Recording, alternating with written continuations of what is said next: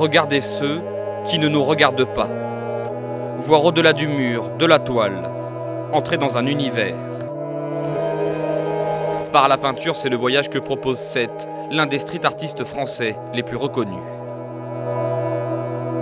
L'idée à chaque fois que je fais un personnage comme ça, c'est que le spectateur, celui qui va regarder, il puisse s'identifier au personnage. Donc c'est pour ça que je les fais souvent présents et en même temps absents à la fois.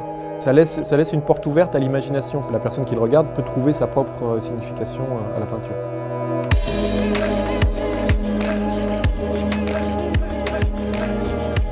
De sa passion, il en a fait une aventure artistique et humaine. Parcourir le monde avec ses bombes, se servir de l'art comme moyen de rencontre. Ce dont je me suis aperçu en voyageant, c'est qu'en peignant, les rencontres vont se faire beaucoup plus facilement. En fait, ça devient presque un prétexte à rencontrer des gens et aller dans des endroits où je ne serais jamais allé si je ne peignais pas. Certains disent que c'est le pays le plus européen d'Amérique latine, l'Argentine. Avec les nouveaux explorateurs, il est allé à la découverte d'autres artistes de rue qui font aujourd'hui du street art un art mondial. Sur la route des Amérindiens, des aborigènes, comprendre l'histoire passée, mais aussi celle qui est en train de s'écrire. Certains l'appellent Israël, d'autres l'appellent Palestine. Le fait de peindre dans certains endroits, déjà, pour moi, c'est un acte politique.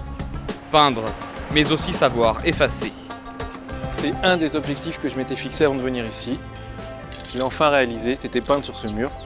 C'est un mur de prison quand même. Et moi je pouvais pas laisser quelque chose de joli ici.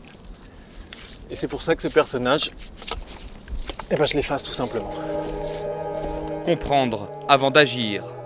Seth nous emmène dans son art, parfois politique, toujours poétique.